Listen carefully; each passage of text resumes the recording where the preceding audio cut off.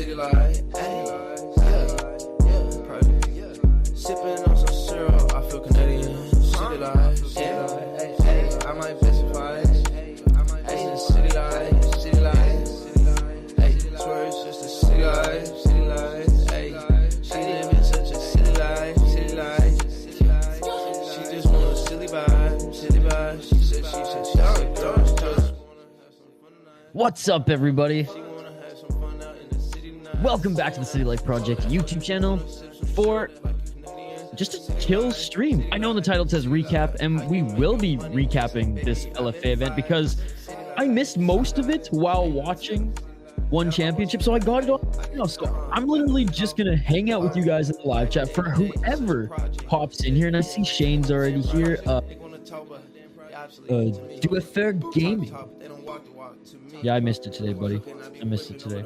It'll come back to Minnesota. I think they just said on the broadcast it was like 18 or 19 times they've been to Mystic Lake, so they're gonna come back in the spring or in the summer. So we'll get to another show. Big congratulations to our friend Alvin Hines. What an incredible win for him. My goodness, I was losing my mind. That was the one fight I did have double screen when I was watching one championship. But for those who are joining, I am going to be commenting on the fights after they're done here. So I will be breaking them down a little bit, but this was just mostly an excuse to hang out with you guys a little bit more because I was going to watch this main card anyways, and I am watching it on Fight Pass right now, and I'm at the 2:36:15 mark. If you guys want to think up if you haven't watched it and watch along in, real and or similar time. But yeah, starting the main card here. That's what I got on screen. I already know the outcomes because everyone in my live chat in one championship was talking about it, and that's cool. That's cool. I was saying in that chat too, in mixed martial arts, unlike other sports, like it's tough for me to watch a hockey game knowing who won, unless it's like old and I'm just like looking at player tape. But for fighting, I don't mind it at all, actually. Yo, okay, one sec. Boom, boom, boom. Dun, dun, dun. Yeah, I love Funkmaster Kegan. He's like, bro, you're not even watching this. How are you gonna recap it? So I did talk about in the last stream how this is just chill stream. I'm gonna be speed running through LFA. Like I'm obviously gonna skip through some of the bullshit in between, but like I said, I was gonna watch this anyway, so might as well stream and just have a chill stream with you guys. Dylan's back in the chat. Big shout out to Dylan. Donated a ton in the last stream. Matched everybody's donation as well. What an absolute beauty. Appreciate you. Yeah, so I'm watching the Asplund Valdez fight right now.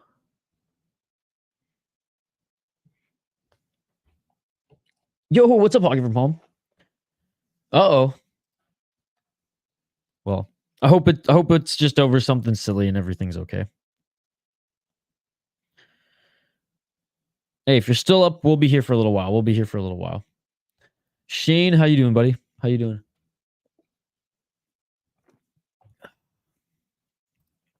I guess it's still pretty. Shane, you make your sleepy time tea yet?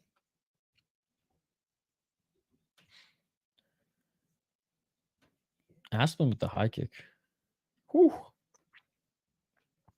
Dylan goated, yes, and so are you, buddy. So are you. Thank you so much for you just added me on Twitter. We were talking about Quang Ill just a little bit ago. Appreciate you, man. Welcome to our community. You're already a valued member.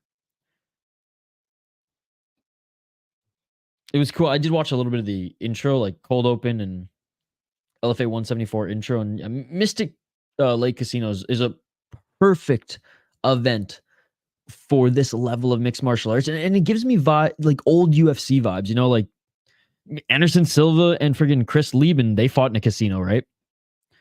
Diego Sanchez fought Nick Diaz in a casino.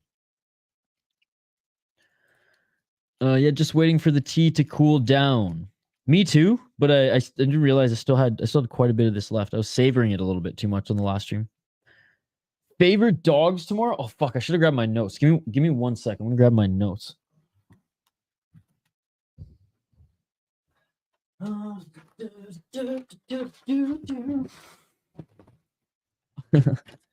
tell you my degenerate parlay of the week too. Fuck, I need a haircut already, boys. That or a shower. Emotional damage. What is this? What is this?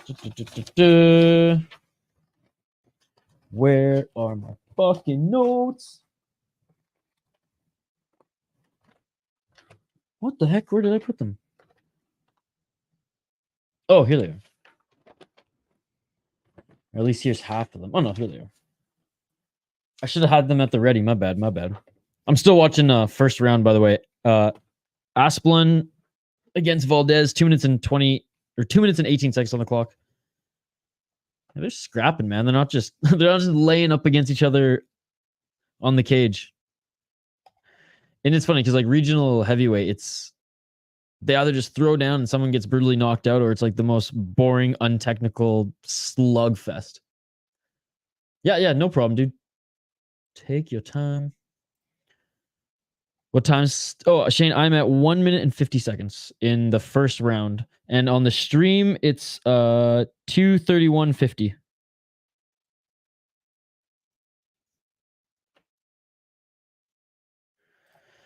Just because, like, there's not really... I mean, other than Andrade, like, no one really cares about MMA there. And they're not allowing him to fight. We're not really allowing many MMA fighters to fight more than once a year. More like it's crazy, man. Like the last 3 weeks, there've been so many articles coming out about guys like legally can't saying too much about it, but leaving one or accepting that, you know, they just might have to retire because one's never going to give them a fight. I mean, shit, even some of their Muay Thai fighters like Pampayak, he's in Shotri jail right now. Not to say that they don't like Quang, but I think with his personality and his style, he could be way more famous in Japan and North America. That's all. It's my opinion, so I thought I'd just throw that on the poll question.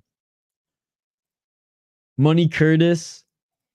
One pays Nike factory wages. Dude, I mean, Sakakibara-san just needs to make one phone call to the Yakuza and he's going to get his cash. The members of the tribe who run Mystic Lake get like 1 million per year. Wow. I don't exactly know how it's run in Canada, and I should because I was just super into the politics and then history when it came to Canada's relationship with our Indigenous people. But I'm not a gambler. I'm not a big gambler, right? So I never really went to many casinos. That's right, Shane. I haven't even been to the Duncan Casino. 12 seconds left in the first round, and Asplund. Oh, so this, yeah, okay. So Valdez, yeah, he's cut like a motherfucker here above his right eye. So this fight's gonna end. Oh! What the fuck, dude? That's a nasty cut, dude. That was a good win by Asplund. All right, so some of the. Oh shoot, this isn't the right one. I mean, I think Johnny Walker's not the worst underdog.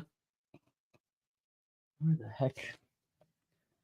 I have him when I did my predictions video. I had him. That was my pick. Am I like crazy confident? No, but as an underdog, I'll go for it. Boom! There it is. Who else did I have? I did say like I think Farid Basharat's gonna win, but Lapilou, at plus 205. I don't know if he's plus 205 anymore, but he was yesterday. Dude, he's the, what was it? Out of his, so he's 9 wins in his last 10 fights. 6 of them were against guys who are undefeated, and Farid Basharat's undefeated. So there's just some weird juju with that one. And then I have Preston Parsons winning it. I got him at plus 105.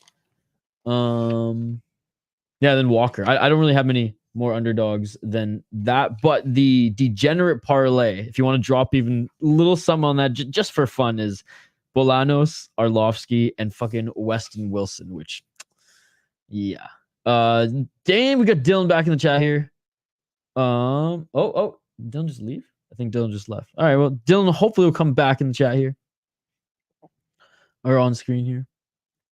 Oh, here he is. He's back. Yo, what's up?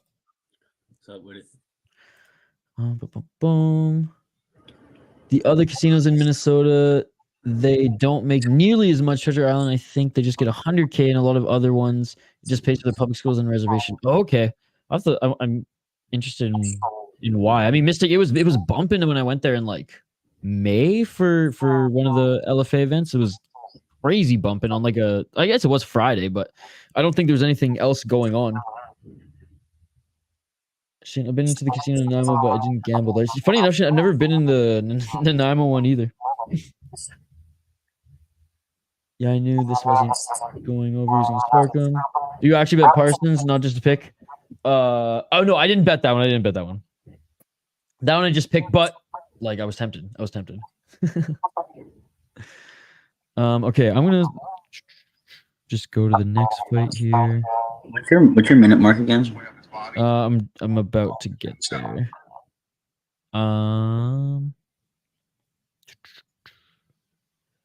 Okay, so I am at 30. And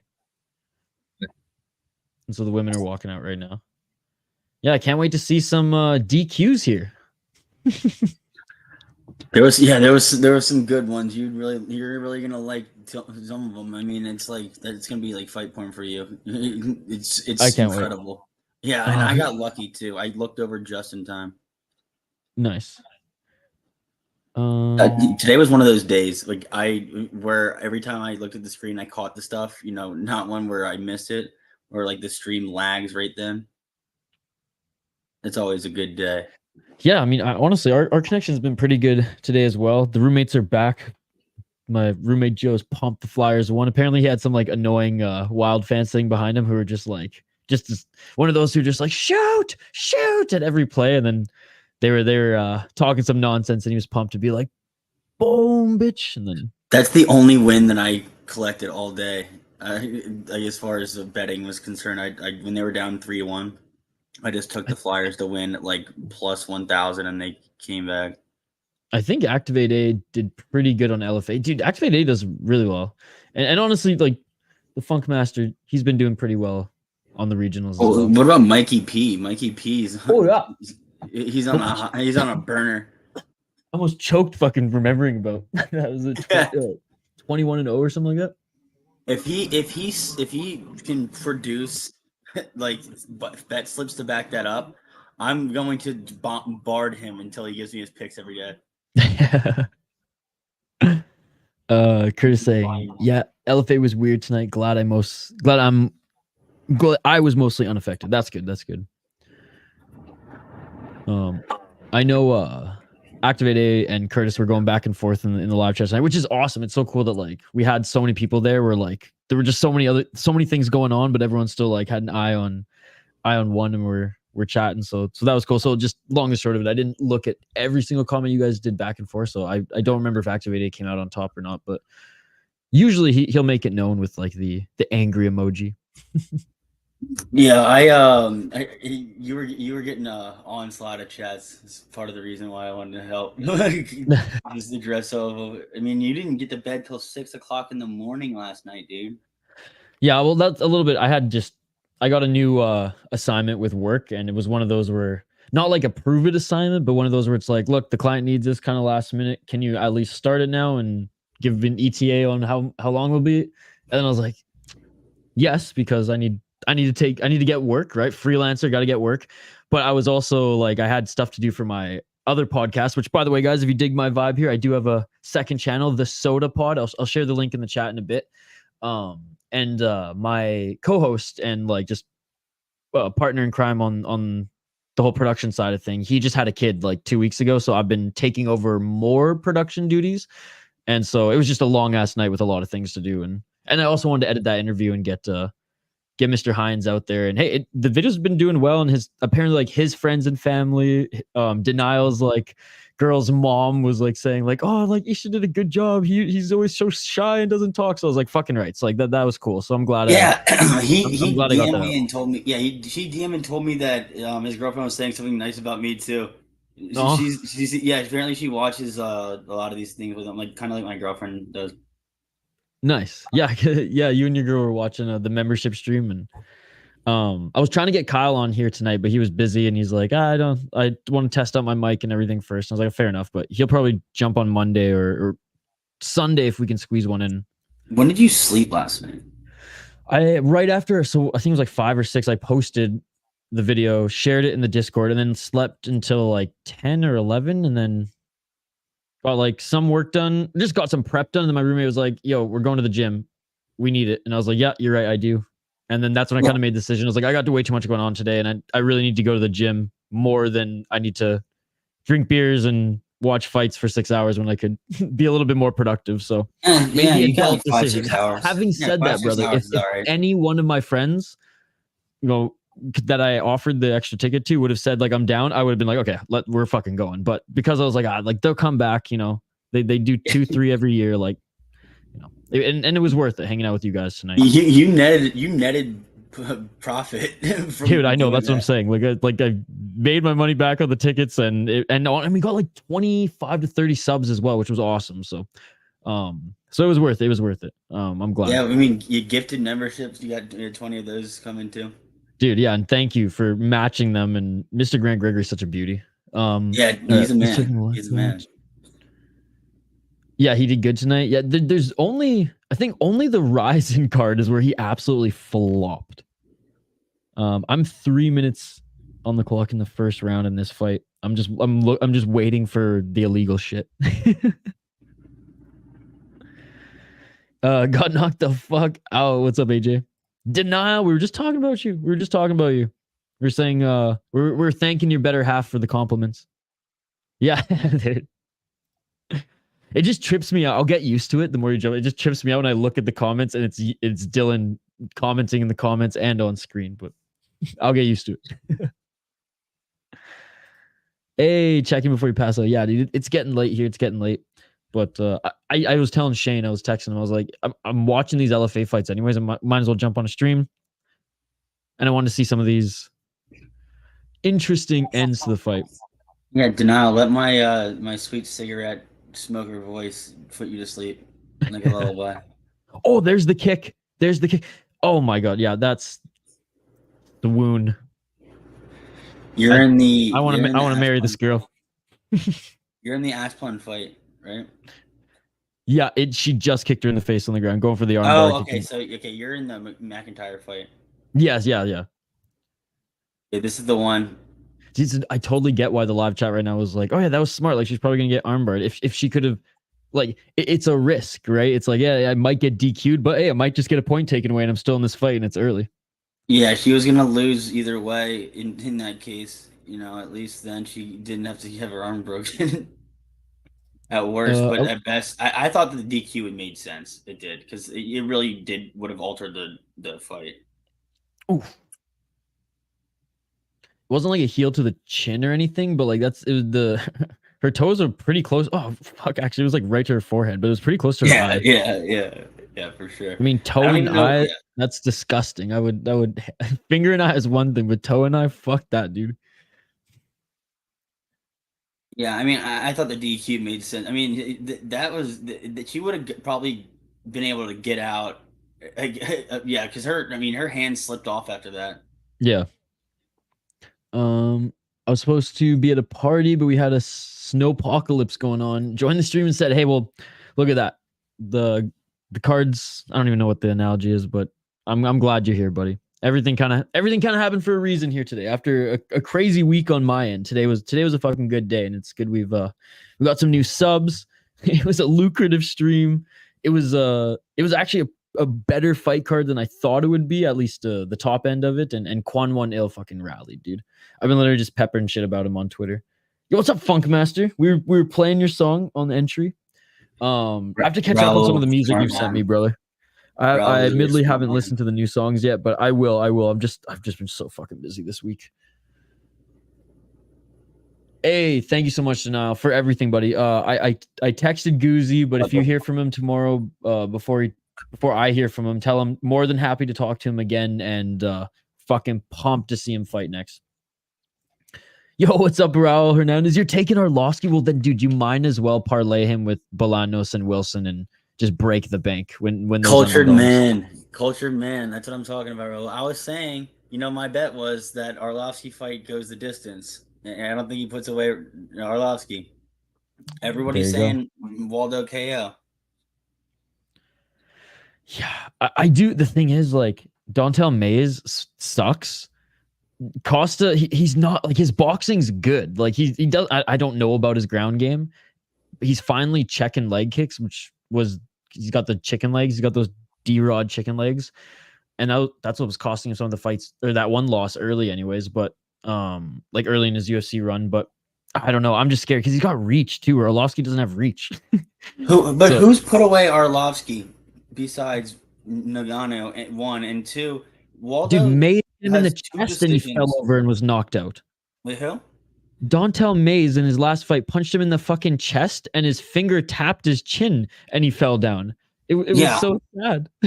I'm telling you right now, Waldo has what? I think he's 1-1. One of his fights was a decision. I think the fight that he fought on the Contender Series also a decision. But last fight was a brutal hook. Yeah, it was a brutal hook, but I don't think Arlovsky is going to get hit with that. I mean, look at who he survived. I think that the it's not more about like I think that that's a guarantee as much as it's. I don't think that the betting line for it is really giving it the fair shake of the possibility that it actually happens. I'm pretty sure it's like plus 250 for that fight to go the distance in general. Oh shit. Yeah, so I'm like, okay. Yeah, it's tough, man. Like, especially watching like Shogun go out the way he did. Like, I remember him being superhuman, right? And then it was like, oh fuck, you know this. He's just an old Brazilian fighter now. All right, I just skip forward, guys, and I am at. Sorry, I'll let you go. I'll let you go ahead in 1 second. I'm just. Yeah, go ahead. Yeah, sorry. 53 if you want to sync up. Go ahead.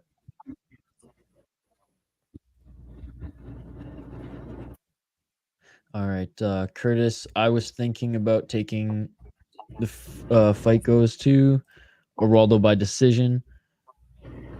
What's up, Archer? Welcome back, buddy. Waldo as a minus 750 favorite is absurd. Oh, see, I when I noted here he's minus 600, but I'd really worry about Arlovsky's chin. The dude's 44. Waldo ain't a finisher. I know, but like, it's just. That's what I'm saying. Curtis knows. He's preaching the gospel. I mean, honestly, just betting. Yeah, I guess betting him to go the distance that would be a fun one. I think I was ripping on Acosta because of like him just like refusing to check leg kicks, but I do like his boxing. Like, I do think he's got good hands. Whether he's got a finishing ability or not, I think if you're gonna finish anyone in the heavyweight division right now, Arlovsky's probably one of the easier ones, but. I do like it. You guys have talked. Yeah, you've convinced me that's something I actually might bet.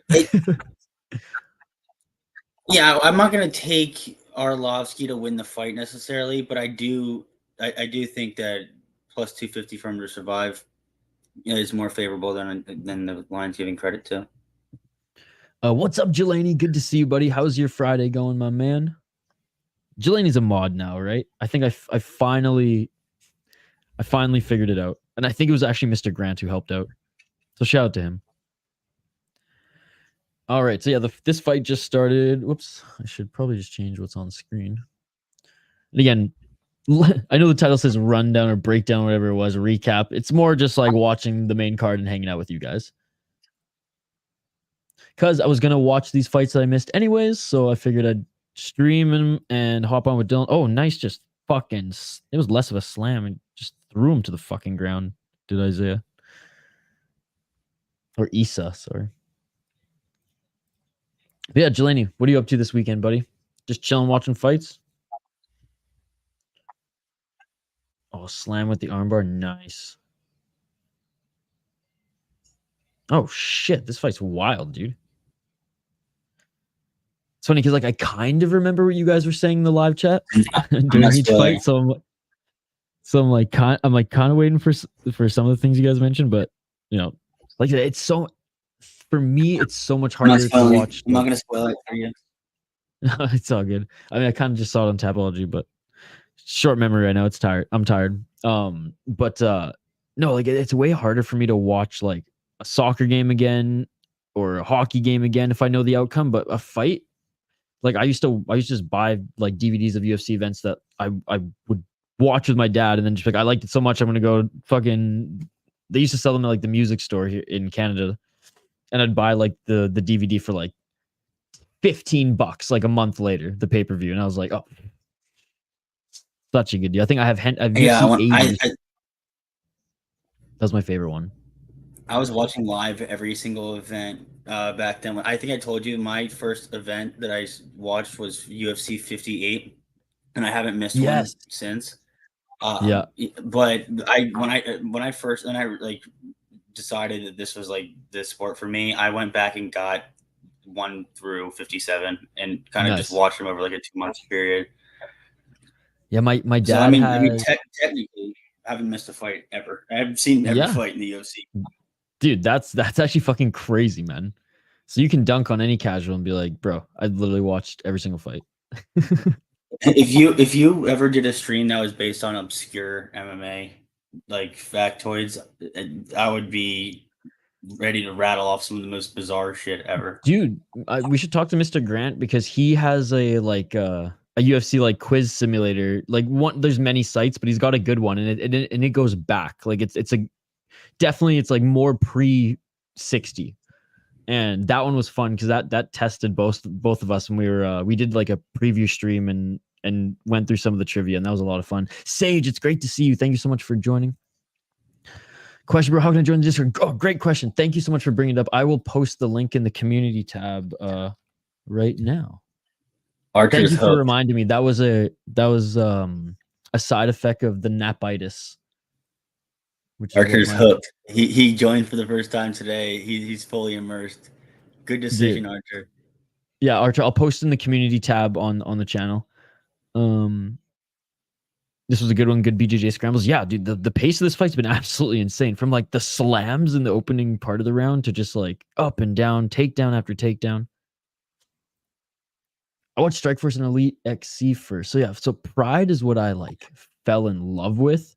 But my dad had 1 through 5 on VHS. I eventually bought 1 through 20 on DVD. And then, I don't know, I think just fucking LimeWire, and we just downloaded the rest until we bought Strikeforce, Elite, XC were both good. So also WEC, because that's how they got their lower weight classes in the first place. They didn't even have like flyweight and bantamweight. WEC was awesome. Yeah, WEC was elite. You know, the time that it became UFC was number one. Obviously, it was when Pride ceased to exist because they got un-Yakuza'd. They lost their TV rights, and that exactly. Right? Yeah. And no one wanted to bring him back. No one wanted to bring him back, dude. He's gonna run that risk. Do you have you seen Napoleon Blown Apart's like 3-hour or 3-part series on it on Pride? On Pride and like the whole story behind it. Yeah, dude. I watch that like twice a year, like it, and I just listen to it mostly now because I don't need to see it all anymore. But he's one of my favorite YouTubers. I love his documentaries, and I've watched them all, and they're all incredible. Even when he was pretty green at it, and it's cool. That was like during like lockdowns and shit. He like fucking that's what he did in Ireland. He just started making MMA documentaries, or not even like some of them were just like fight stuff. And I don't know. I love the one on Slap League and how he is like it developed out of Yama Pit and fucking X-Arm, which were the two guys who started the original UFC. So it was just wild. Yeah, it was a Mark Coleman that came out and said he was guaranteed a fight after throwing one because they wanted to like prop up like a pro wrestler. Yeah, that was him, right? Yeah, Mark Coleman. There was some. Rest in peace, Kevin Randleman. What a beauty. There's some monsters. Yeah, they said that the split was about 75% reals, 25% fixed.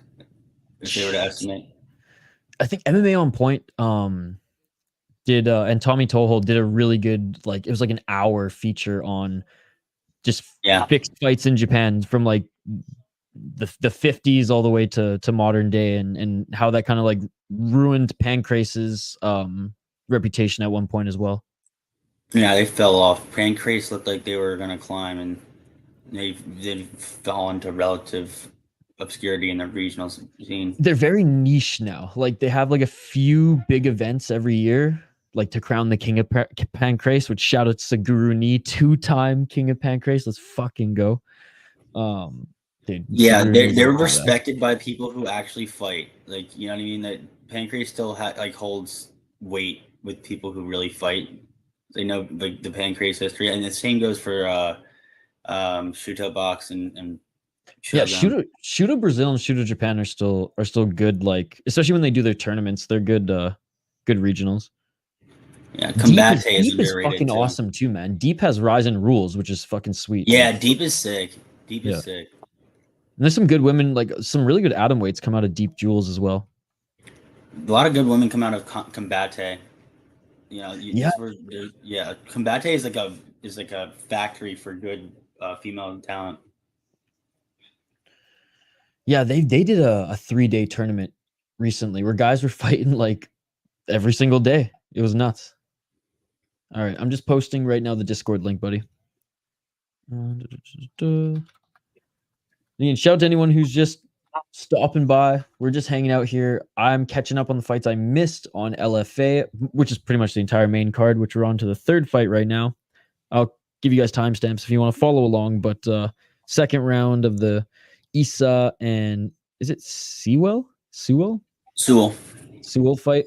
And welcome to all the new members. I know, shout out to Dylan here, hanging out, riding shotgun. Him and Mr. Grant Gregory just going full Oprah Winfrey, handing out all these these exclusive memberships. So shout out to all of you guys. Welcome to our community. Raul, you and me both. I had Josh Emmett first round, and I was gloating big time in here. Yep, I did not have that. Oh man, I'm gonna double down and look stupid when I say that Josh Emmett has a chance to beat Max Holloway. Every time that you doubt Max Holloway, it doesn't work. It's just like a curse. It's like every time that you try to bet against Paul Craig, he wins, and then every time you try to say, "Oh, here's one of the ones that he's gonna pull it out of the fire," first round KO, ground and pound, or getting submitted. Paul Craig is a fucking anomaly, dude. Ankalaev's only lost Paul Craig, and if you watch the fight, you're like, of course, this is so Paul Craig.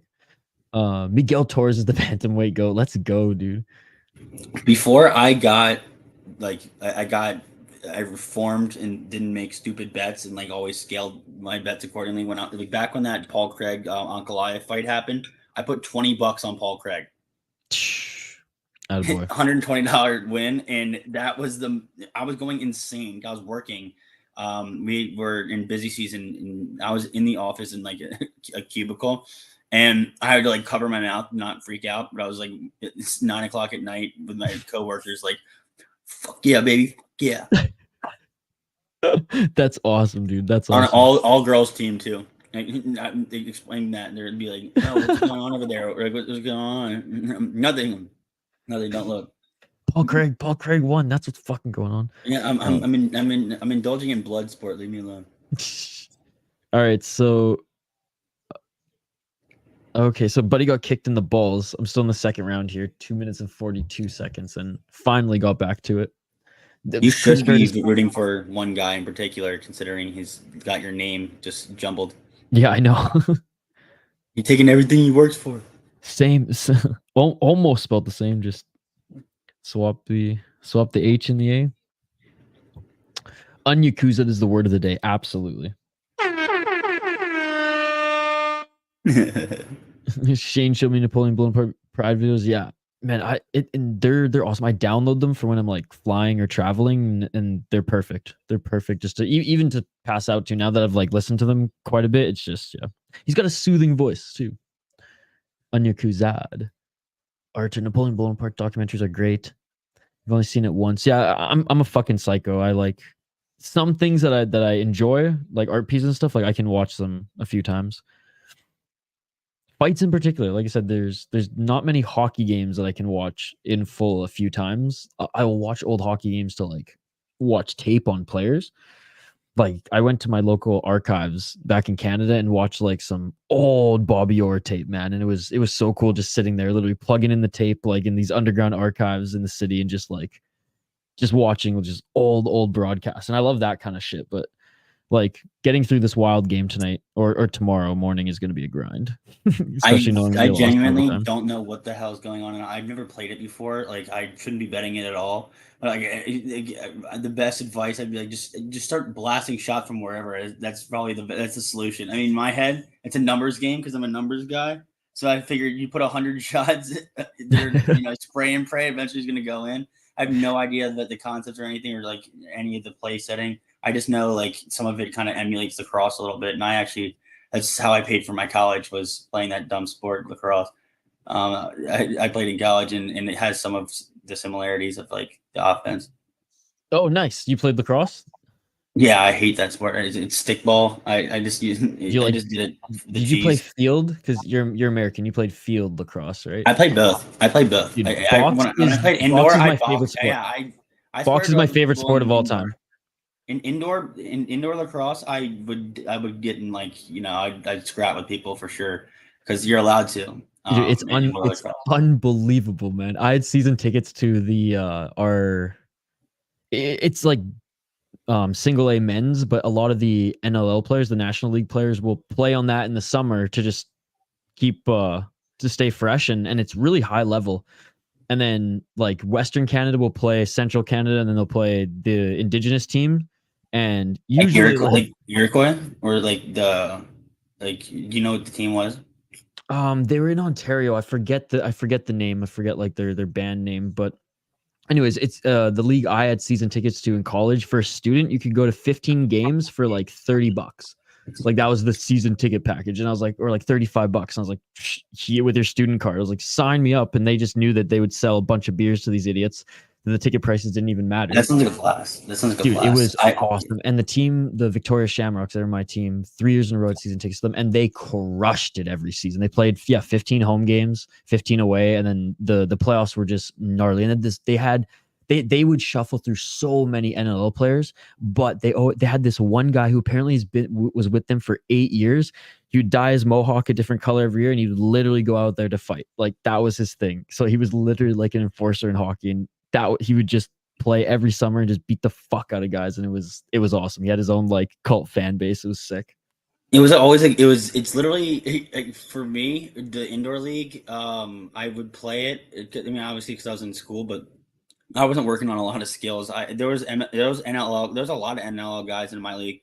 Nice. It was actually run by a guy who won the MLL MVP in the championship. His name's Ray McGill, and so I play with them. But it was good sparring, and it was a league where it was like a silent agreement that nothing was ever personal. A lot of people there like actually came from gyms, and I respected that community. That's cool. Across a lot more than the outdoor field. I think NLL has a lot of gritty guys that aren't really like the stereotypical prep school, kind of.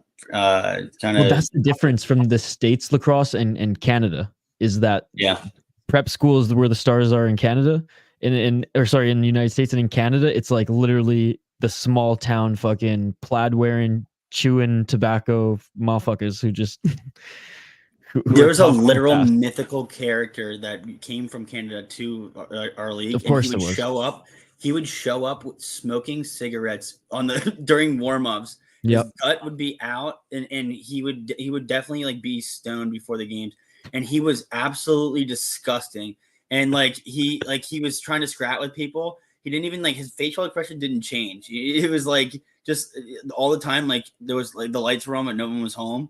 And he would put up 6 goals and land like 3 1-2 combos on people unresponded, and then like shake hands, be super polite like a Canadian would be, and then just get in his car, is like wood paneled sidecar, and leave. I didn't even know his name. Like some people just chose not to. Almost, it was like he was that much of a mythical character. That is so fucking awesome, dude. I love that. No, yeah. I mean, hockey is still. It's like the NFL here in in the USA, but massive regret that I never played it. Yeah, small towns lacrosse is a very big deal, especially in northern parts of each province, like northern BC. Like lacrosse was like, I would say more kids probably played lacrosse because it was a little bit cheaper, and you didn't need ice. They could play it in like a gym sometimes, and then in summer league, yeah, you played where they would just drain the ice in all the junior leagues, and they would play there. I just genuinely don't like the sport. I don't find the sport fun. It's not even in my top 5 like favorite sports. It just, I was good at it, and it got me scholarship to play. Yeah, that's sick. To play for school. Yeah, I just put up with stickball in the meantime. The only thing that I would get a rise out of me is I wouldn't warm up before the games. I would just sit at the 50-yard line with my helmet off, and my coach would let me do this, and I would just run my mouth the entire warm up and get kids mad. And like, I think it was the stats were I drew 40% penalties than any other player in the conference, because kids were always trying to take shots at me, and I think otherwise I would genuinely just be like thinking about something else. It did nothing for me. I would always be like pissed when we had games at like 3:00, and then the UFC would have one of those early fight night cards, and I'd have to hop on late for that, so I'd be thinking about that the entire game. You are a friggin' fight junkie. Oh my god.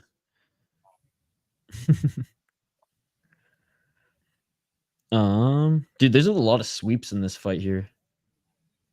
There's a lot of good ground work. Yeah, I'm at 1 minute left in the 3rd round here, and not a lot of just straight strikes. Like just a lot of, yeah, like you said, slams, groundwork, sweeps, submission attempts. Yeah, we're sunk up perfectly, by the way. Oh, nice. Hey, appreciate everyone who's just chilling in the live chat here, listen to us chat away. This is just a chill stream here tonight. I know the name of this video says recap. Look, I need to get something. I need to get something and use some of those characters. But I am going to be commenting on the game, or on the fights here. And basically, I was just telling my chat when we were doing our one fight night 18 stream that I'm gonna be watching these fights before bed anyways. Might as well jump on here and just hang out with whoever's still up. So cheers to all you guys. Raul, again, thank you so much for joining, buddy. Appreciate you. Josh, it reminds me of Robbie Lawler. Either he kills it or he flops big time. Yeah. That's not a bad comparison. Dude, I loved Robbie Lawler, and it's crazy because like his second run in the UFC is almost like mythical creature Robbie Lawler, because I never thought he was gonna be as good as I always knew he was gonna be scrappy, but I never knew he was gonna be champion. You know, after watching his first run, and in Strikeforce, he was basically like hit and miss. One night he was genuinely like an outside the rankings, like journeyman looking fighter for a while. You know what I mean? In that the Diaz fight set him back a few years as far as like the rep that he had built, and then he hit a run and became like Primal Robbie, and Primal Robbie was ready. Dude, he was he was awesome, and we all talk about the Rory McDonald fights, and those were amazing, but he overrated fight. I was just gonna say there were more.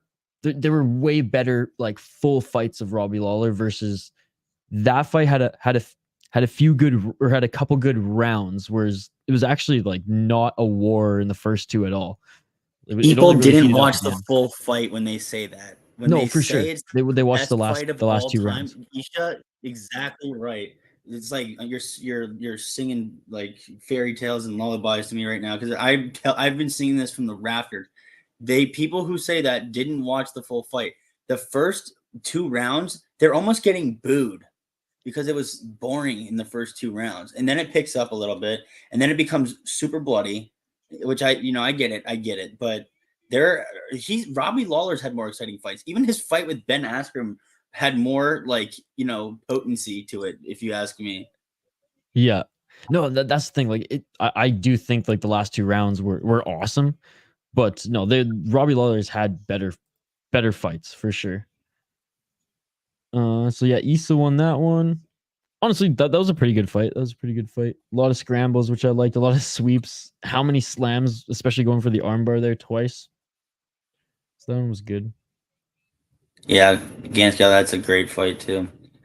Calvin versus Izzy, yeah, dude. Hey, man, he's still here. He's still hanging on. Wants to chat with the boys, dude. Thank you so much for joining, man. Appreciate you. Thanks for the follow on Twitter, and hope to see you tomorrow.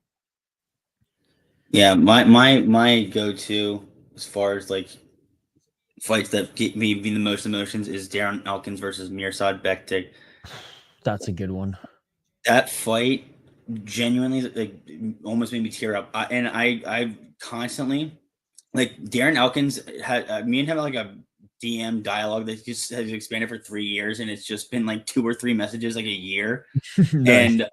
And I told you I tweeted at him afterwards. I was like, I literally just cried watching your fight, and it was like 6 minutes after the fight was done, and he liked it and responded. I'm like, what the fuck?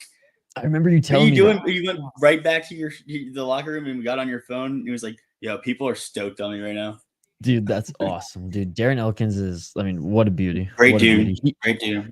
You know who reminds me of him is fucking Nate the Train, man. That's my top 3. He's my 3rd favorite fighter in the whole roster. Ever since he gave that interview when he beat Ludovic Klein, he's like, hey, I think I still got a job after that. Dude, I love how instead of developing on the North American scene, he's like, no, I'm gonna go right into the fire. I'm gonna go to M1 in Russia, and then he fucking won the belt there and cleaned up. And M1 has fallen off in the last few years. Like, it used to be one of the better premier Russian leagues. ACA right now is dominating, and I fucking love it. Yeah. I think ACA 168 was the best. Wasn't I on there with you for that one? I don't know if you came on live, but you were definitely in the chat. I think it is either that one or maybe I'm misremembering, but maybe it was a KSW that I joined you for. Yeah, it was that weekend. But anyways, I remember, like, yeah, ACA 168 could arguably be the best card of 2023. It was amazing. It was that good. It was amazing. And the title fight at the end, like, dude, talk about a fucking like crescendo. Like, I cannot believe that the champion survived, and he survived until finally his body and chin like just couldn't handle it anymore. I've never seen someone take that many just blows over and over again, and with the caveat of continuing just to like walk forward like a fucking zombie, dude. Like, genuinely, his body was like. Yeah, his body was like in pure like fight or flight survival mode. Has to be. Yeah. Mirsad's brother used to train with me all the time. Oh, what? That's so sick. Jaden, one of our exclusive members. Dude, thank you so much. Hope you had a great holidays as well. Happy New Year, buddy. Hell yeah, we were just talking. Jaden's a big KSW guy as well. We were just talking about it. KSW has some good cards coming up. Unfortunately, Glory Kickboxing, I don't think they have a card until the end of February or March. But then they have one pretty much like once every 2 weeks, which is nice because they got a couple Grand Prix coming up. But KSW is still humming, man.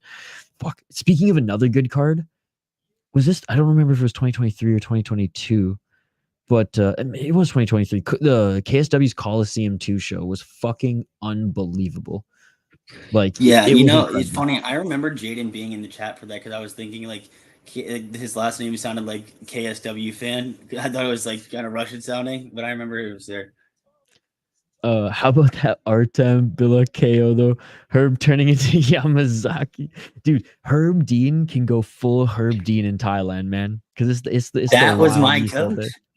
That was my coach. Imagine how he was in jiu-jitsu class. He was fully applying things to a 14-year-old. It's insanity. He'd be like, "You need to learn to get out.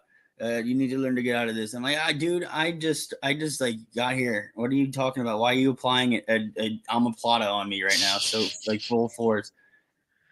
Like, yeah, dude, he would start positions where he'd have you in like an omoplata holding it, and then he would like teach you to get out, but you don't have to like apply it from the start and then make me fight my way out. It was crazy. And then like a couple of times he would like sit over like people that were like sparring, And he's like, we're not going half ass here. Like, apply it if you have it. Like, make him learn the lesson. Old school. Damn, dude, that's crazy.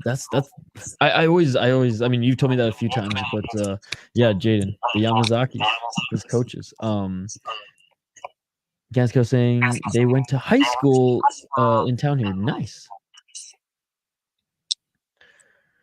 3.5 pounds. So it wasn't too bad, honestly. And I haven't read, like, because I've just been busy today and then streaming after, so I haven't seen the details on if it was it Nicolau who decided not to take the fight, or was it Cop's team who decided to not go forward? Well, I thought it was definitely like not. Cop decided to not go forward. I think Nicolau's team was not happy about the weight differential. Fair enough. But 3.5 pounds. Come on. Just we would have gotten the extra money. They should have just went full fucking Ryzen and said, "Hey, Cop, as long as you make the weight an hour before your fight, you're good, brother. You're good." Yeah, I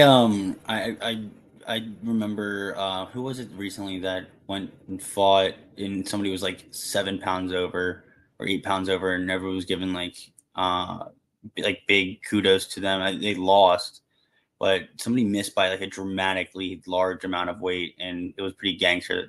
I think was it the Canadian? Was it Dawa dude? Yeah, it might have been. I think he lost and he missed by like a lot. Yeah, I think it was him. Okay. What was I haven't even heard like a post, like an interview with him yet, or heard anything about it, but I'm sure he's got some excuses. All right, if you want to resync up with me, guys, I went forward a little bit here to skip some of the bullshit. So I am at 1 hour 28. Yeah, 1 hour 28. Yeah, I'm actually at 1 hour 28 and 5. Perfect. Oh, well, there you go. Perfect. I remember Dawadu's debut was an absolute nightmare and a pretty big fluke too. He was like a big time prospect, was like a 4-1 favorite, and then got choked unconscious by a guillotine in 30 seconds. Yeah, like, Canadian, and he's out of Calgary too, which like I love Alberta. That's one of my favorite provinces in Canada, and I loved living in Calgary, so it's cool to see a fighter come out of Calgary. But yeah, he's a roster fighter. That's it. And it sucks because you look at Canada's. I mean, for me, anyways. He's good. I mean, he's good. No, he's good. But he's a roster guy. Like he's not ever gonna be a champion or be a contender. I don't think. But it just sucks that, like, I mean, Malott is fine. Everyone's hyping him up to be like the next title contender coming out of Canada. Like, I haven't seen that yet, but I hope he surprises me. And other than that, it's like we just got a lot of old Canadians on the roster. There's not a lot of young ones. So I'm hoping there will be a prospect soon to and they'll probably come out of Quebec because of TriStar. But hey, maybe it'll be a random BC kid again, like Rory McDonald.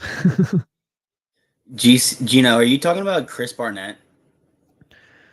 He missed weight that card too, dude. It was Dawoodu, Chimaev, and I think Barnett all missed on that card. I think that was missed 265. That he is 5'9". Are you talking about like he was over the heavyweight limit? Yeah, he was 3 pounds over.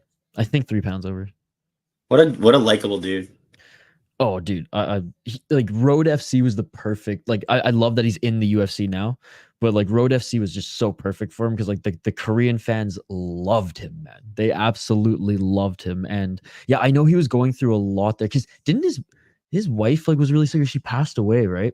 And I think that was around that time where I'm pretty sure because he was on I think it was Mipe Sports before their channel just kind of shut down. They were doing like interviews.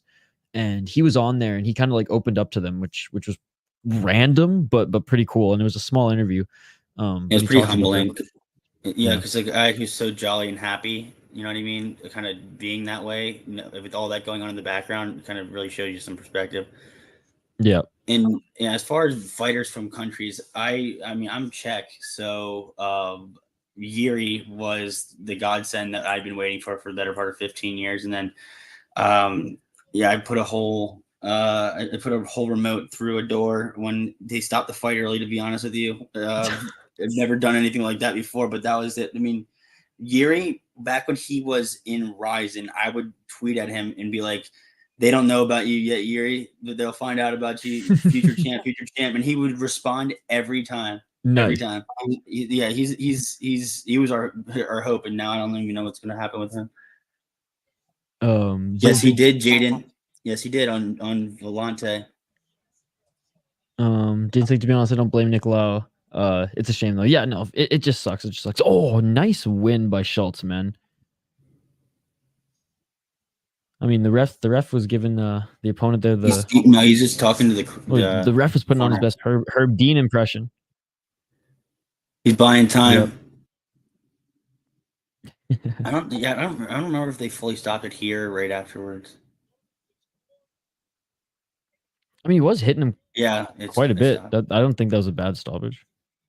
No, I don't think so either. What's up, West Coast? Yeah, we're just chilling. I was telling the chat, West Coast, like I was gonna watch this LFA card every fight that I missed before bed, so might as well jump on, and if anyone's still up late, we can hang out and chill in the live chat here. Now my boy Jesse Midas. Y'all talk about the heaviest weigh-in in UFC history. Yeah, are we missing someone?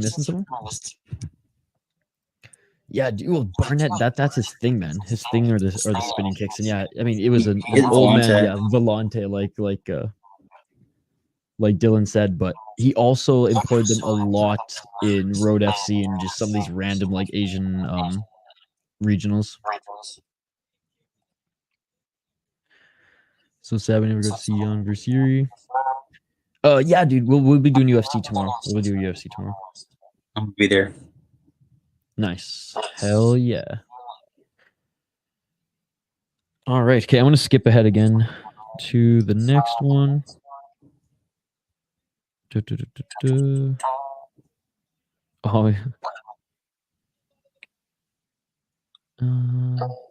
this is the Quan Lee fight. Yeah, you should go to, I think it's 2-0 flat for the next fight. No, I went ahead too much. No, I got it at 141. Yep. Yeah, that's right. How did Mervyn Miller look? I don't know. Jaden, if he doesn't know about him, he should know about him. Arter has been my dark horse, big time boxing prospect for years. Yes, I do know about him. It was actually our boy Volcan was like, Isha, he's one of my favorites right now. He's knocking everybody out, and he trains in Canada. And I was like, oh, I'm sold. I like literally, he's like, you can watch all his boxing matches in one night. And I was like, this is gonna be like an in-a-way situation where I'm like literally up all night, like 5 hours. He's like, nah, it'll take you like half an hour tops. I'm like, oh, okay. And literally was less than half an hour because he just fucking knocks everybody out.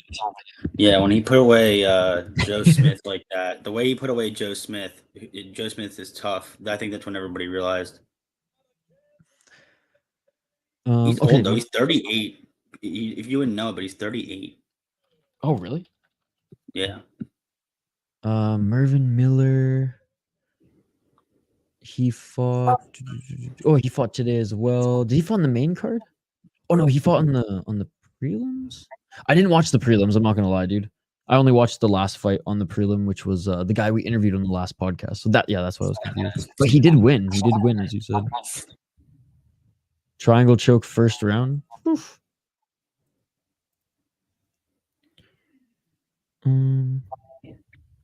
Guaranteed, yeah, clean KO. Jan versus Yuri. Oh, that's what you're thinking about a couple days ago. Yeah, I'm an overweight cap. Okay, I'm actually excited for this one because I've watched Quang a couple times before. Oh, I should change this on screen.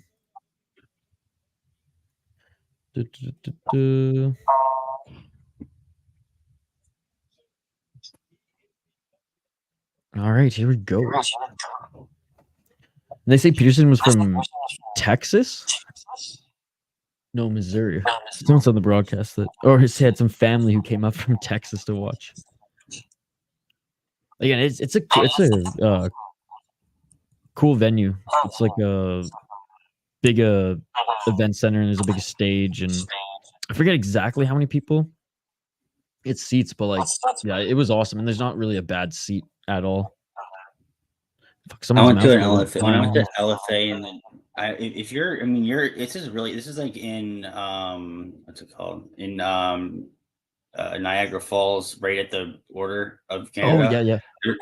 Whenever they have an event up there for LFA, you should go. It's so cool. It's like they always have a great venue, but you're never gonna get a bad seat, and it's really well organized and nice. And that's the first one I ever went to there, and nice. For $40. Oh yeah, you're about to see. Check it on the screen. Wiped out. Oh shit! Clean. That shit beautiful than a motherfucker. Oh my goodness, dude! I like this guy. Is he out of the academy? Where does he train out of again? I think he looks like Wish.com leech. I know. I was just thinking that. Where the hell does he train out? I'm pretty sure he trains out of the academy. This is one of the bigger gyms here. But anyways, yeah, dude, he's sick. Wow. The Sharks are gonna win the cup this year. Let's go, San Jose. I was hoping that they would beat would beat the Capitals' records for worst record in NHL history, but oh, you're bringing out the banter now, huh? Yeah. What? Hey, I can whip out the jersey. I'm a Capital. I like the Capitals. A little bit for that Leafs championship. I don't know. I don't know if there's enough time on this clock to register the last one of those, Isha.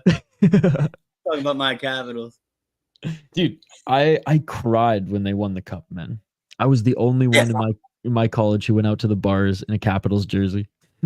I genuinely had the weirdest reaction to it because, District of Champions was a joke for the fact that in no sports over a 27-year span did we win a championship in anything, like basketball, baseball, football, nothing. The Orioles included. And so hockey, but then the Caps won the championship, and I was in the middle of DC, like right in like Chinatown was where I was living at the time, and I was so overwhelmed by seeing it and so like confused, but for some reason I started gagging, and like it was like the weirdest body reaction. That a sports team won. I was like, oh god, is this real? And I went down. I rolled about 7 backwoods.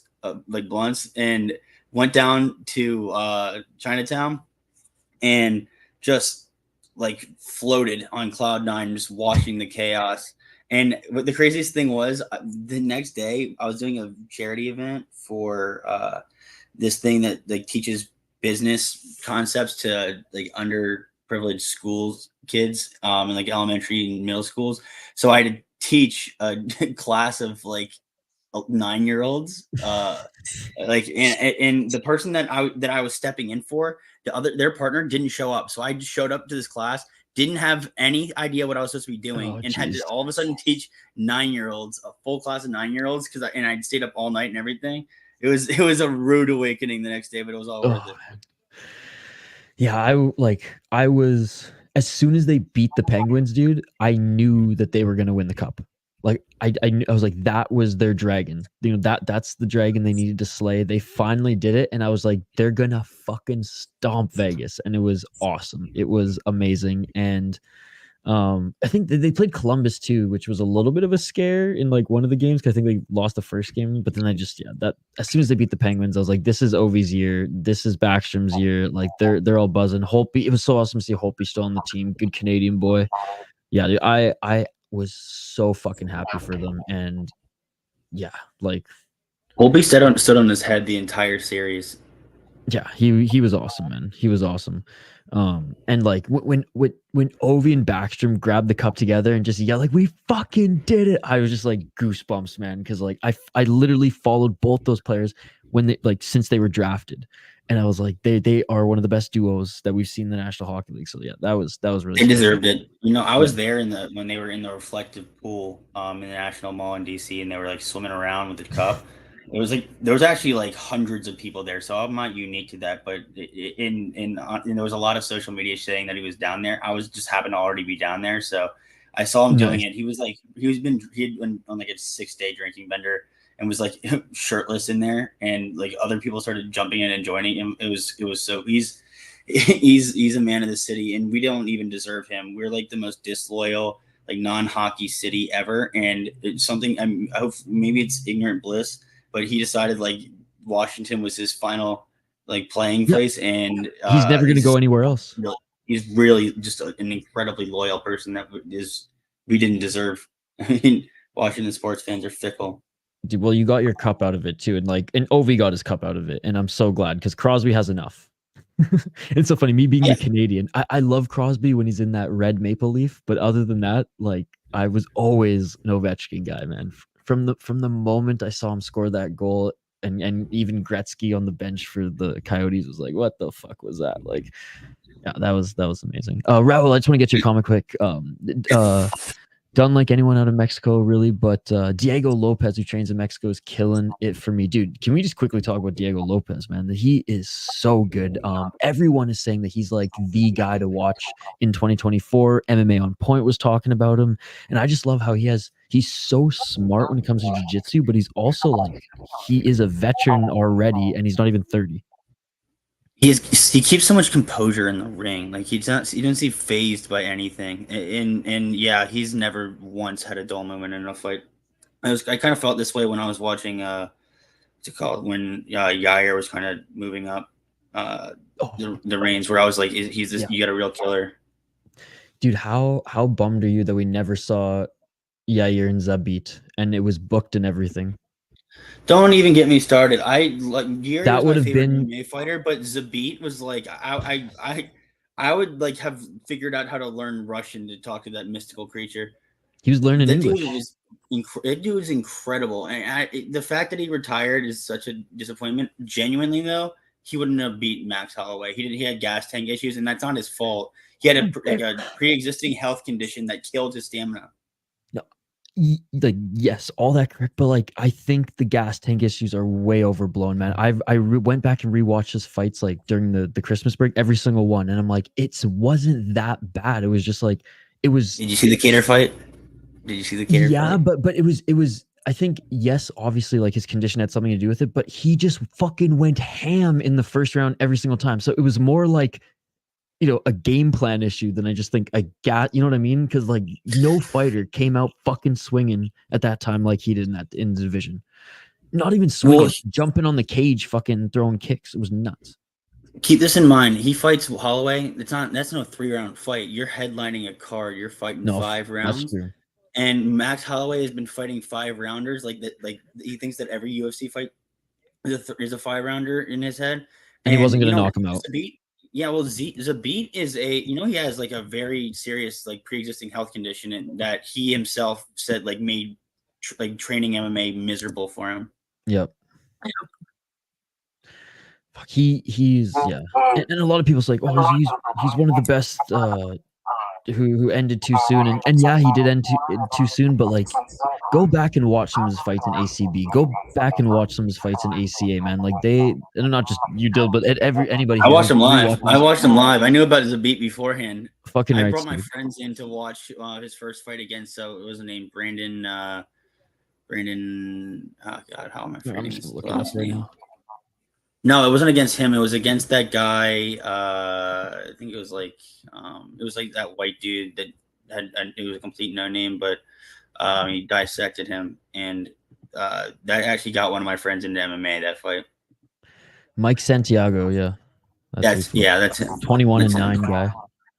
Yeah, and then he fought Shaman. Yeah, that was sick. He fought Shaman. Maurice wiped him clean out.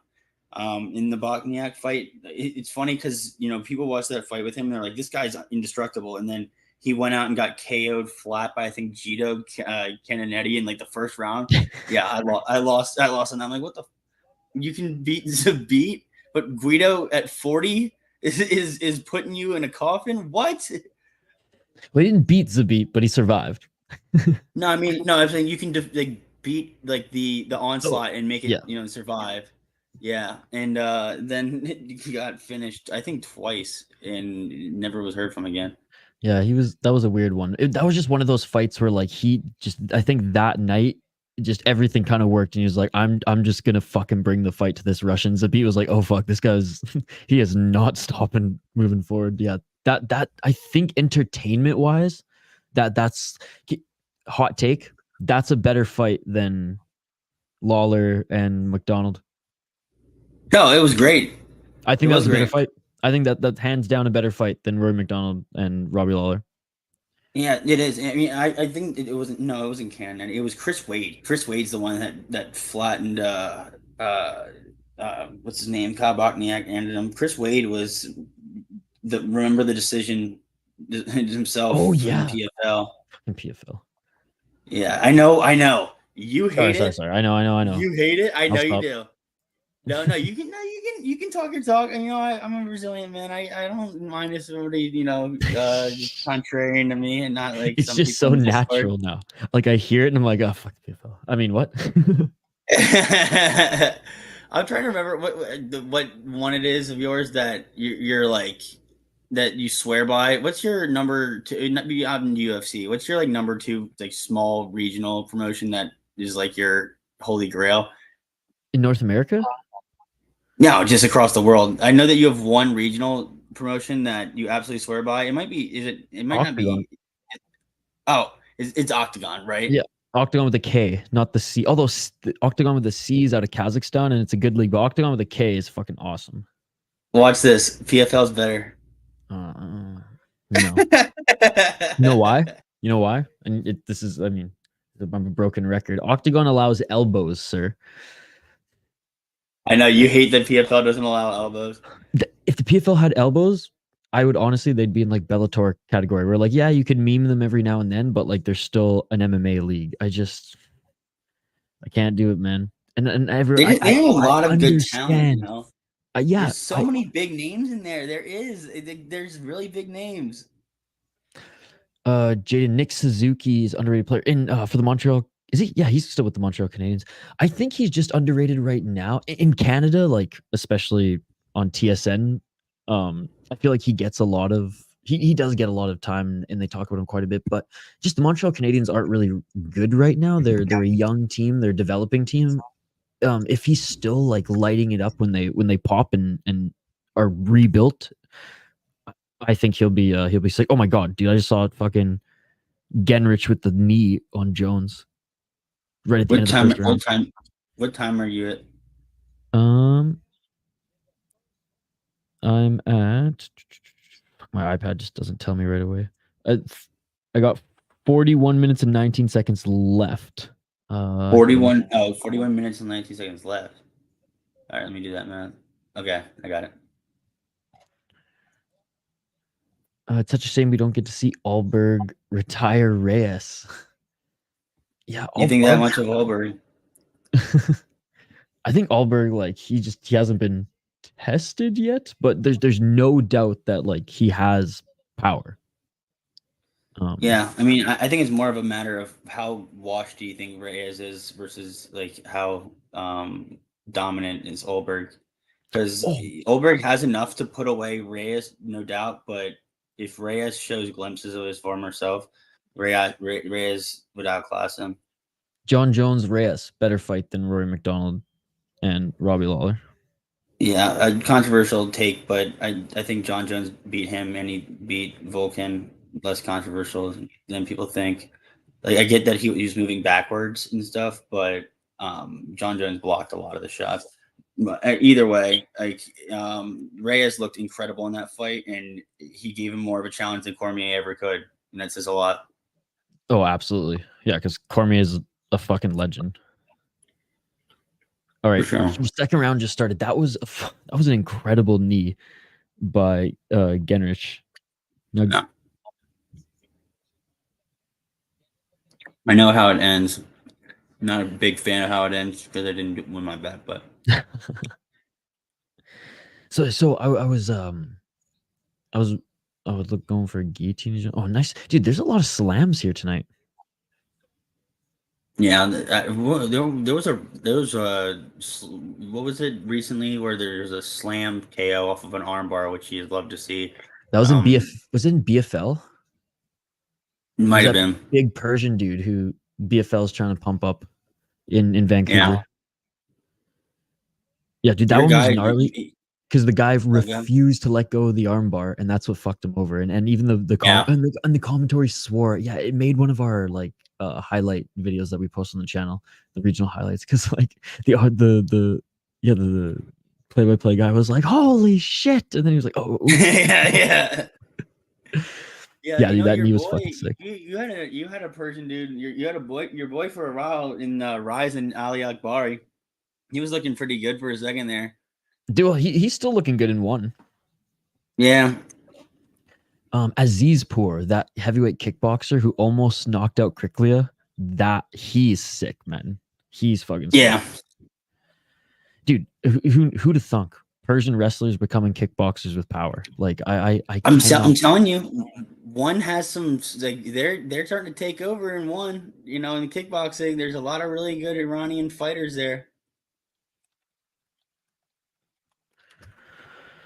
Yeah, dude. And they're just popping up left, right, and center. Even at RWS, they got quite a few on their roster as well. Which, honestly, I'm digging RWS now that I have DAZN. I'm just soaking it in every Saturday. RWS is good. Yeah, I'm not streaming it tomorrow because the card is horrendous. It's like the one I've ever seen. But so yeah, you said that on Twitter, and then I looked at the card and I laughed. Yeah. Gennrich just hit Jones in the balls. But yeah, and it was again. There's a few guys and gals on Muay Thai Twitter. You know, there's MMA Twitter. They're very much Muay Thai fans, and there's like a tight knit group of them. And as soon as Eric started tweeting about it, I was like, all right. Eric doesn't go off about this too often, but he was just like, "What the fuck is this shit?" And I was like, "Okay, let me look." Do you think that hit will affect Bedard's confidence when he returns? No, I don't think so. He's been obviously not lit up by like a grown-ass man in the National Hockey League, right to the face of all things. But like even at the junior level, like against big boys as well, like he's been lit up a couple times. I think he'll be fine. He's shown some toughness, some grit. He doesn't shy away. Like, I got respect for him. Yeah, I think the Blackhawks organization is trash from top to bottom, but given their recent history too with stuff, but yeah, I mean, you know, you treat players in disgusting fashion and you get rewarded by Gary Bettman with Connor Bedard. That's the Blackhawks for you. Yeah, it's like parking a Bugatti in Cleveland. Yeah. All right, we're almost getting back to action here after Buddy's taking some time getting hit in the balls. But yeah, not a Yair fan. I mean, I really, really love his striking. But he did have like ups and downs on the way up. I don't think that the UFC gave him used him properly when he was developing, because like we could have seen some awesome fights. Now and again, injury is what stopped us from seeing him and Zabit fight, and who knows like how good that one would have been. But I think he's overhyped a little bit, but I still like Yair. He's supposed to fight Ortega next, right? If Ortega ever comes back. Yeah, Ortega lost the first time, and I don't care if he wants to pretend like it was some freak incident. He got tapped by Yair and caught in that submission, and he got hurt because he was caught in a submission, and that's what I think about that. People that are like, oh, it's a shame that we missed out on like a good outcome. No, Yair applied a submission, immediately hurt him with it, and Ortega was done. That's what happened. If you ask me personally. But you know, I think there's people who have other opinions on it. Fair enough. I think that like I think it still would have been a good fight if that injury didn't happen. But you made a good point then, and I've read a lot about it too, where like Yair set that up to cause that injury.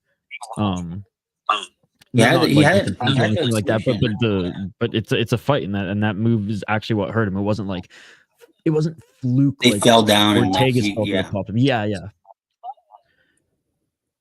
Dude, right now I'm watching Gennrich to the back take. Some good scrambles here. I feel like he ducked that fight. Gennrich looks like Sandhagen's cousin. Dude, I know. Dude, especially after throwing that knee. Yeah. Fuck, dude. Corey Sandhagen was on like Rampage's new podcast, the Fading Out, whatever, on the Jackson YouTube channel, but Rampage wasn't on it because he was in Japan with Juan Archuleta, so they fucking brought in Tyron Woodley to co-host, and it was awful. And I even commented, I was like, please bring the Sandman back when Rampage is here. Dude, I can't hear Woodley talk about anything. I can't do it. He just talks about himself, dude. That's why. Not only that, but he also just rips on the UFC and talks about himself. Yeah, he plays victim so hard. Like, he's like, oh, they didn't promote me as a champion. Like, no, people didn't like you. And that's what happened there. Like, you were in an era where, like, they could have made a lot out of it. You know what I mean? Like, they really could have. But instead, you know, you just played victim all along, didn't look at yourself in the mirror. It made you, like, maybe you want to see him lose. And that was not the case when he won the belt. Like, he was badass when he beat Robbie that way, you know what I mean? Mm-hmm. But then it became like when they had that quote, he's like, I'm the most disrespected champion in UFC history. No, I don't think so. And at all. But what was I gonna say? I actually got a second to talk to Corey Sandhagen because I was at the Sandhagen versus Song Yadong Apex fight. I just gave him like a quick congrats, but yeah, I gave him a quick congrats, but spent most of my time going over to Song Yadong and the Leech since I had made friends with the Leech while I was there, and like telling him like, nah, fuck that. It was 2-2. You were gonna win that. Like I was like I'm a big Song Yadong guy for sure. He fought in the event and they had one in DC and like.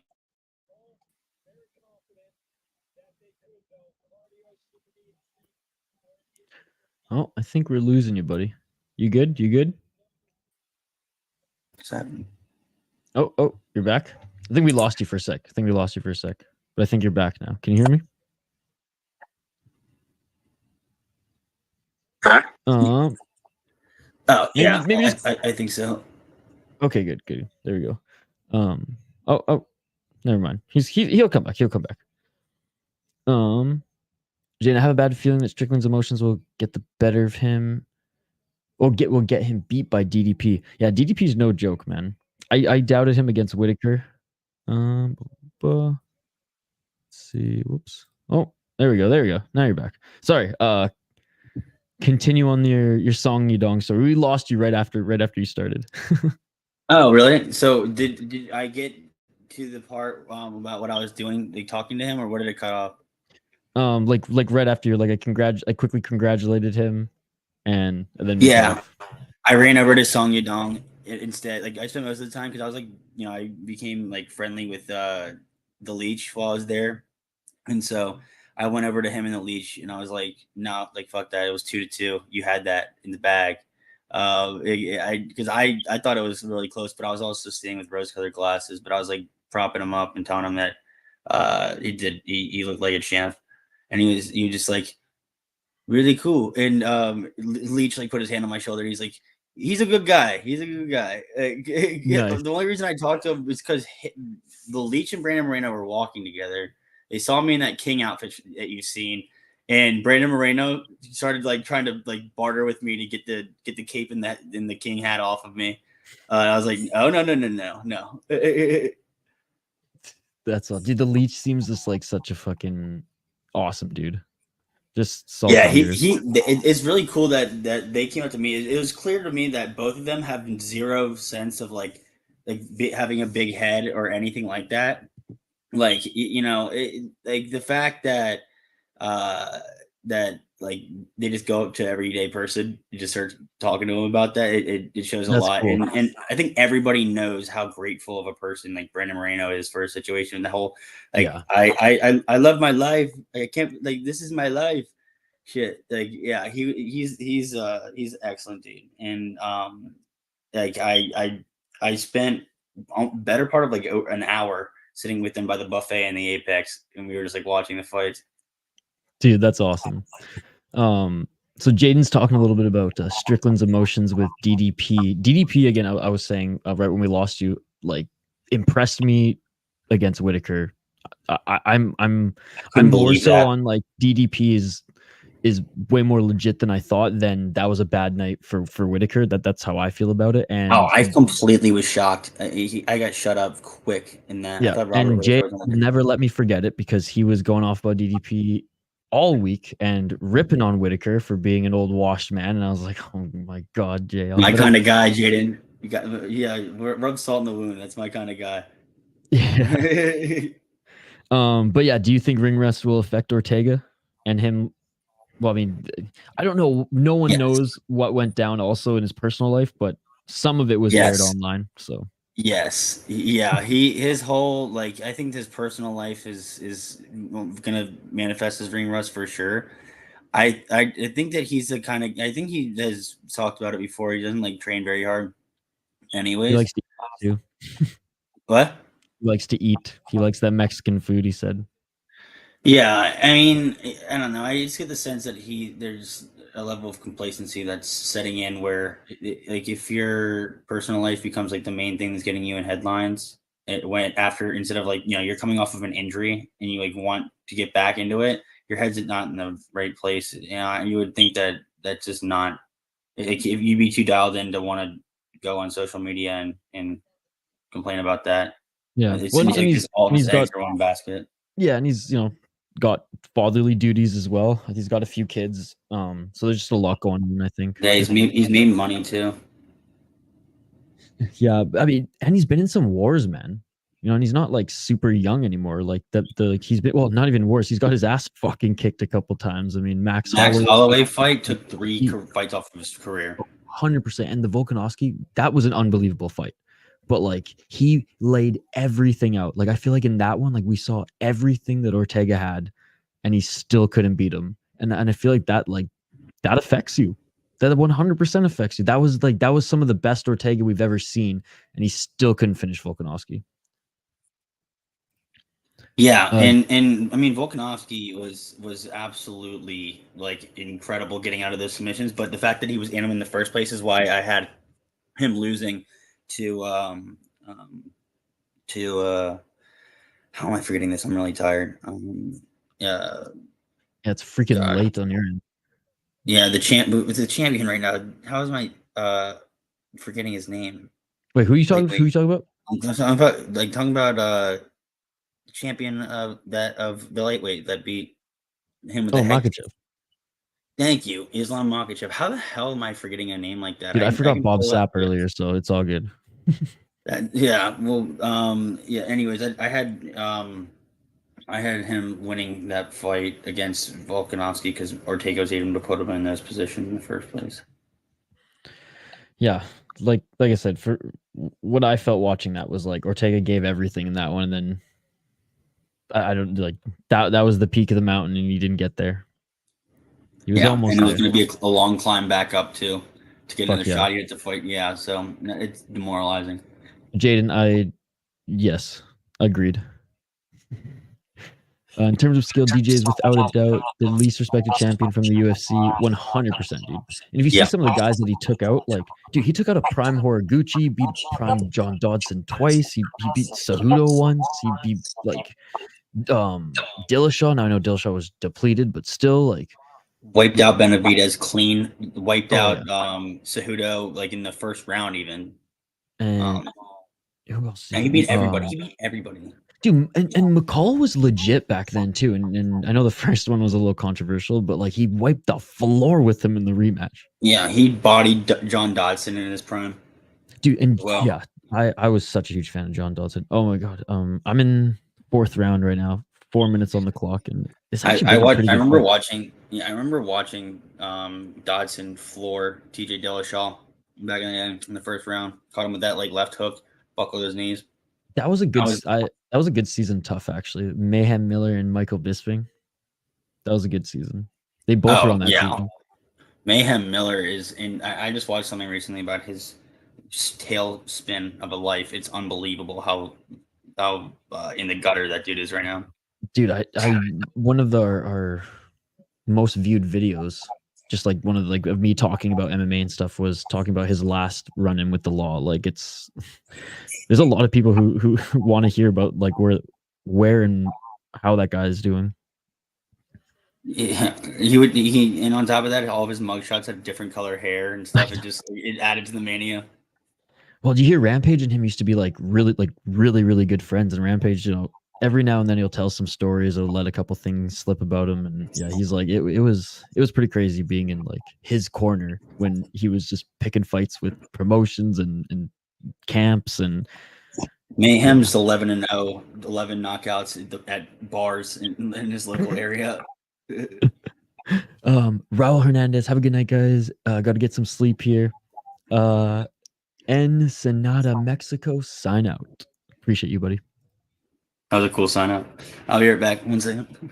Choose when from being the most likable guy to being a man whore. T-City.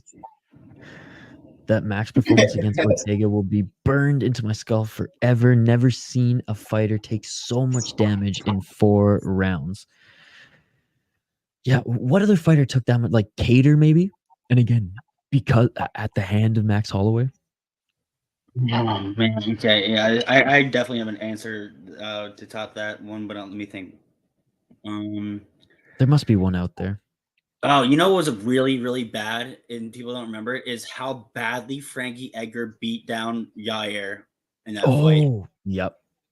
That was brutal. I mean, like Ortega got smashed up and stuff, but if you rewatch that fight, Yair spent like it wasn't even on the feet. He spent 2 straight rounds having his head bashed into the canvas. I mean, caved in.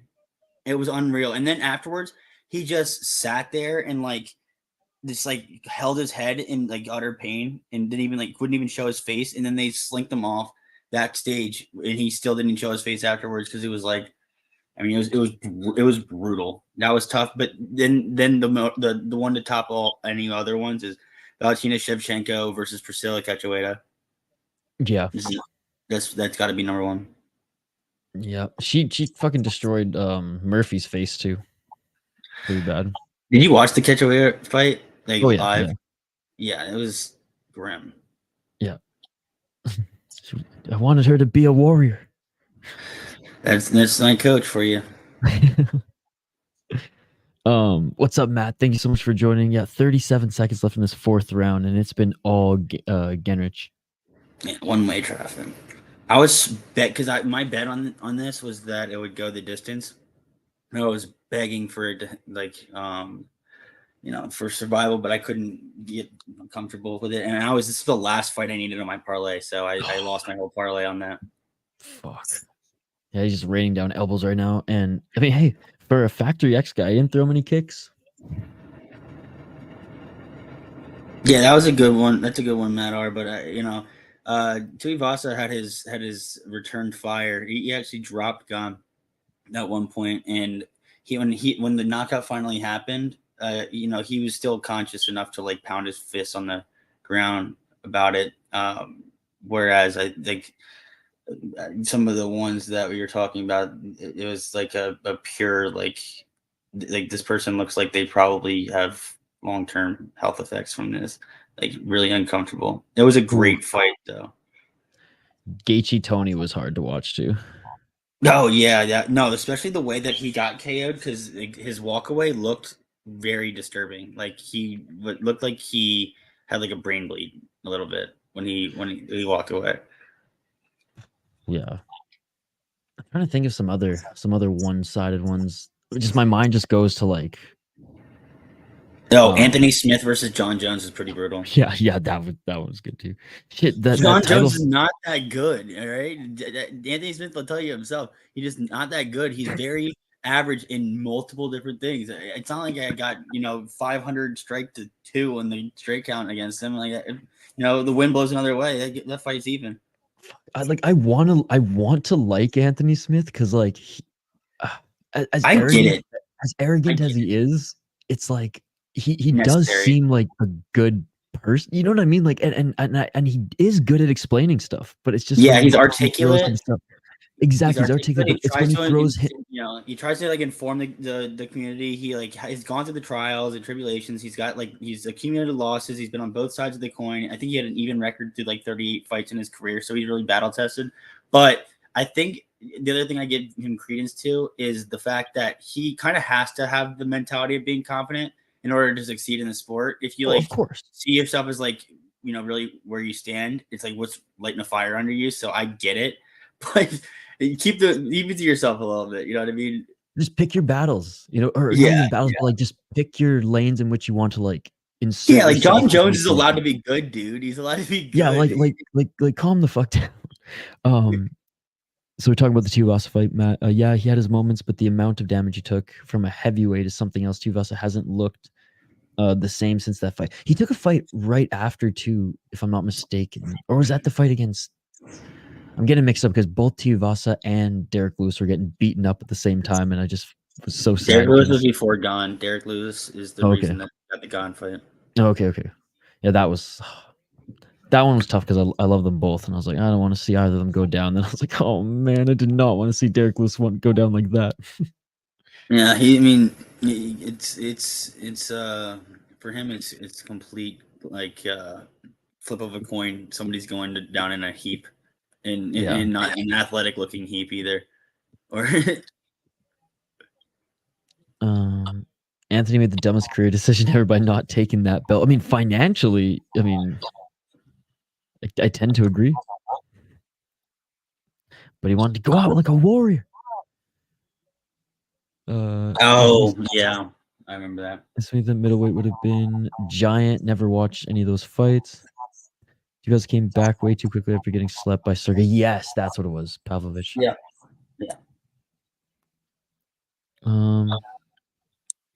3 minutes left in this final round. I imagine it's going to end soon here.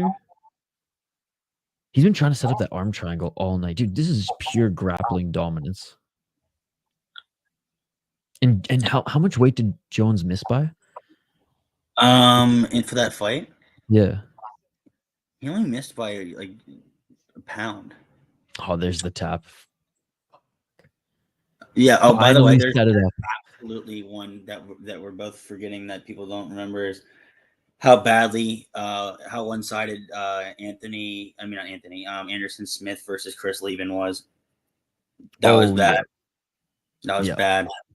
Jayden, have a great one, buddy. We'll see you tomorrow. Dude, that's a great point because I remember there was a few people talking about Anderson. Like I watched a couple of his fights. I think I watched one of his Pride fights, but like I didn't know Anderson Silva yet. But there was like people talking about him, and I think even my dad or one of my dad's friend who was watching MMA was like, "Oh, this guy's making his UFC debut, and he's coming in for a title like contender fight, like a title eliminator against Chris Lieben." Because people forget that Chris Lieben like dominated. Yeah, like, he was badass. Chris Lieben is a certified like dog. Oh, dude, a real tough. Like a tough guy amongst tough guys, and Anderson made him look like the way he made Forrest Griffin look in that fight. Like he had never thrown a punch before. Bro, the way fucking Rich Franklin looked in both their fights. Like that's another good pick right there in and of itself. That was ugly. It was kind of uncomfortable to watch. And nobody's ever done that to Chris Lieben before or since. I love when Chris Lieben though he had those. Well, he faced addiction issues. He faced some demons. He came back and won those 2 fights in BKFC, and it was fucking awesome.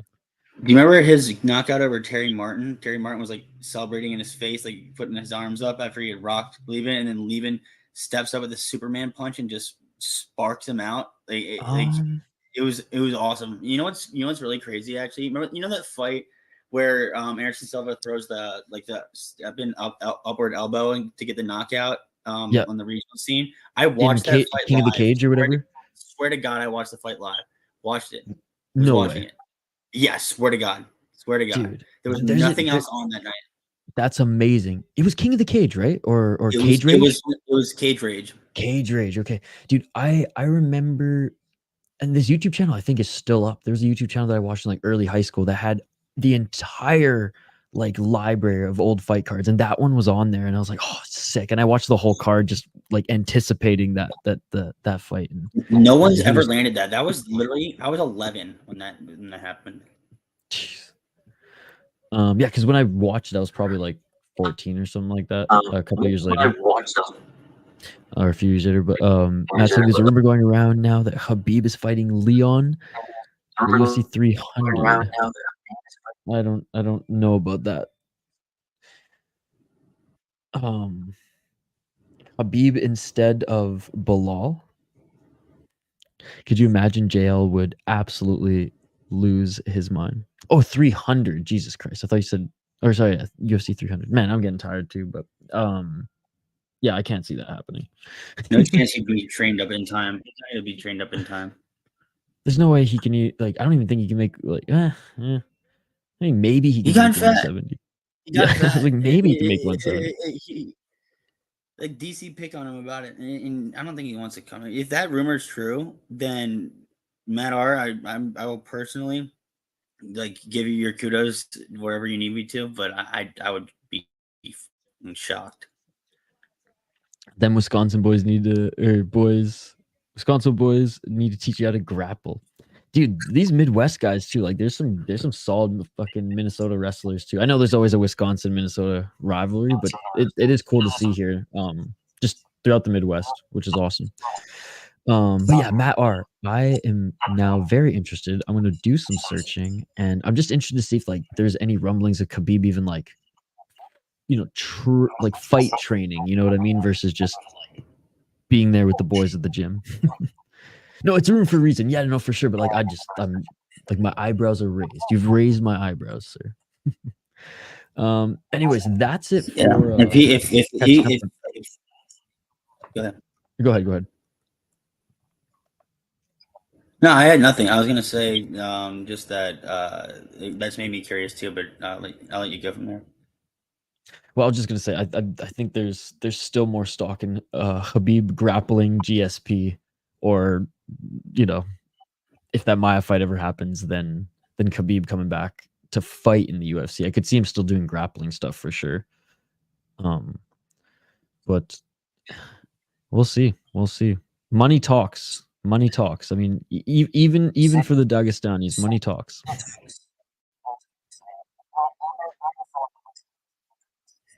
Yeah, it definitely does. He's running his own promotion, so. Yeah, well, is he still though? I mean, let's not open that can of worms, because I was reading about that the other day, and Eagle FC is it's the money laundering. It's a whole story in itself. But man, let's get some fucking sleep. It's almost 3 a.m. out east where you're at. It's almost 2 a.m. right now for me.